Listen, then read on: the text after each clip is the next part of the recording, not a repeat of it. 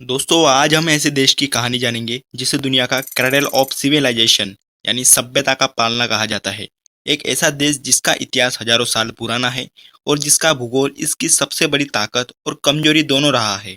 हम बात कर रहे हैं ईरान, इस देश की जिसे कभी दुनिया पर्शिया या फारस नाम से जानती थी। वैसे देखा जाए तो ईरान का इतिहास हजारों साल पुराना है। ईरान का इतिहास शुरू होता है दुनिया के सबसे बड़े साम्राज्यों में से एक अकेमेनिड साम्राज्य से, जिसे पहला पार्शियन साम्राज्य कहते हैं। इस साम्राज्य को स्थापित किया गया था 550 ईसा पूर्व में साइरस द ग्रेट द्वारा। वैसे आपके मन में अभी एक सवाल आ गया होगा कि अब ये राजा है कौन।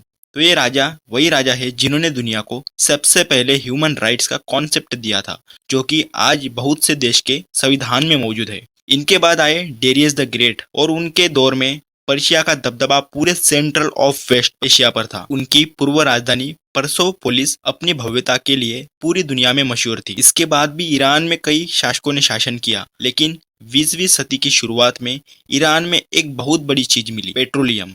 यानी तेल मिलते ही ब्रिटेन और अमेरिका जैसी विदेशी ताकतों ने ईरान पर हमला कर दिया। वैसे ईरान में एंशिएंट इतिहास के काल में कई युद्ध हुए, जैसे कि सिकंदर महान का आक्रमण, जो कि 330 ईसा पूर्व में मैसेडोनिया के राजा सिकंदर ने फारसी सम्राट द्वारा तृतीयों को हराकर अकेमेनिड साम्राज्य को समाप्त कर दिया था, जिससे ईरान पर यूनानी हेलेनिस्टिक प्रभाव स्थापित हुआ था। उसके बाद हुआ पार्थियन बनाम रोमन का युद्ध, जो कि 53 ईसा पूर्व में फारस में पार्थियन राजवंश का उदय हुआ। क्यारे के इतिहास युद्ध में पार्थियनों ने रोमन सेनापति क्रेसस को करारी शिकस्त देकर अपनी सैन्य श्रेष्ठता साबित की थी। उसके बाद हुआ इस्लामिक अरब विजय, जो कि 632 से लेकर 651 तक ईस्वी तक चला था। अरबों ने सासानियन साम्राज्य पर आक्रमण कर कादासिया की लड़ाई जीती थी। इसके परिणाम स्वरूप में ईरान में जरथुस्त्र पारसी धर्म का प्रभाव कम हुआ और इस्लाम का प्रसार हुआ। उसके बाद हुआ मंगोल आक्रमण, जो कि 13वीं सदी में हुआ था। चंगेज खान और तैमूर लंग के नेतृत्व में मंगोलों ने ईरान पर भयानक आक्रमण किए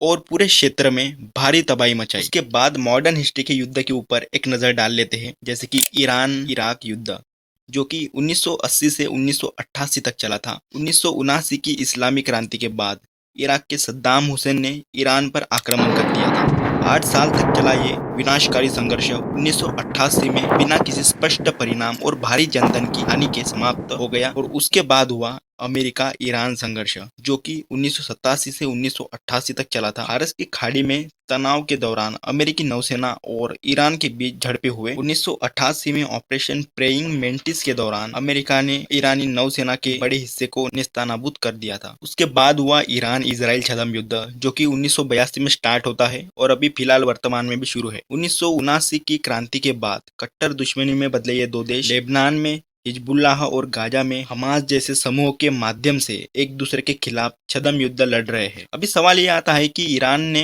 दुनिया को दिया ही क्या है। इस्लामी गोल्डन एज के दौरान में ईरान ने दुनिया को बड़े बड़े साइंटिस्ट और कवि दिए, जैसे कि अविसेना, जिन्हें मेडिसिन का जनक भी माना जाता है, और मशहूर शायर उमर खयाम और फिरदौसी इसमें शामिल है। अभी डिस्कस करते हैं ईरान की भूगोल के ऊपर। पश्चिम एशिया में स्थित यह देश दुनिया का 17वां सबसे बड़ा देश है, जिसका क्षेत्रफल करीब 16.4 लाख वर्ग किलोमीटर में फैला हुआ है, यानी भारत के लगभग आधे हिस्से के बराबर है। इसी के साथ यह देश मिडल ईस्ट का दूसरा सबसे बड़ा देश है। वही हम बात करें ईरान की राजधानी, तो ईरान की राजधानी है तेहरान। यहाँ पर बात करें तेहरान की, तो ये एक विशाल महानगर है जो कि एल्बोर्ज पर्वत श्रृंखला की गोद में स्थित है। यहाँ पर आधिकारिक भाषा के रूप में फारसी भाषा का यूज किया जाता है। वही इस देश की मुद्रा की बात की जाए तो इस देश की मुद्रा का नाम है ईरानी रियाल। वही हम ईरान के बॉर्डर्स की बात करें तो पूर्व में यह अफगानिस्तान और पाकिस्तान को लगकर है और दक्षिण में यह फारस की खाड़ी और ओमान की खाड़ी को लगकर है। वही हम पश्चिम की बात करें तो पश्चिम में यह इराक को लगकर है, उत्तर पश्चिम में तुर्की को लगकर है तथा इसके उत्तर में कैस्पियन सागर स्थित है और इसके साथ अर्मेनिया और अजरबैजान जैसे देश लगकर है, और उत्तरी पूर्व में तुर्कमेनिस्तान देश बॉर्डर शेयर करता है। तो अभी हम डिस्कस करते हैं ईरान की प्रमुख पर्वत प्रणालियों के बारे में। ईरान की भूभाग का लगभग आधा हिस्सा पर्वतों से बना है और यहाँ पर अल्बोर्ज पर्वत श्रृंखला यह मुख्य पर्वत श्रृंखला है। यह पर्वत श्रृंखला मध्य उत्तरी ईरान में स्थित है और इसे मध्य पूर्व की सबसे ऊंची पर्वत श्रृंखला के रूप में मान्यता प्राप्त है। माउंट दमावंद ईरान की सबसे ऊंची चोटी का नाम है, जिसकी ऊंचाई 5610 मीटर इतनी है, जो कि अल्बुर्ज पर्वत श्रृंखला के भीतर स्थित है। इसके बाद जो दूसरी पर्वत श्रृंखला है वह है जाग्रोस पर्वत श्रृंखला, यह उत्तर पश्चिम से दक्षिण पूर्व तक फैली हुई है। इसके अलावा अन्य महत्वपूर्ण पर्वत श्रृंखलाओं में कोपेट दाग, खुरासान और मकरान शामिल है। बात करें ईरान के प्रमुख रेगिस्तानों की तो पहले नंबर पर है दस्त ए लूत रेगिस्तान शामिल है और दूसरे नंबर पर आता है दस्त ए कबीर रेगिस्तान। बात करें ईरान की प्रमुख नदियों की तो सेकंड लार्जेस्ट रिवर करुण नदी, जो कि ईरान की एकमात्र नौगम्य नदी है जिसकी लेंथ 950 किलोमीटर है। सबसे बड़ी नदी की बात करें तो अरास नदी है जिसकी लेंथ 1072 किलोमीटर है। वही हम बात करें ईरान की पोर्ट्स यानी बंदरगाह की तो अब्बास और शाहिद रजाई बंदरगाह हार्मुज जाल डबरूमध्य के पास स्थित है। यह सबसे बड़ा महत्वपूर्ण बंदरगाह है। और उसके बाद आता है चाबार बंदरगाह, जो कि ओमान की खाड़ी में स्थित है। ईरान में ये भी महत्वपूर्ण एक बंदरगाह माना जाता है।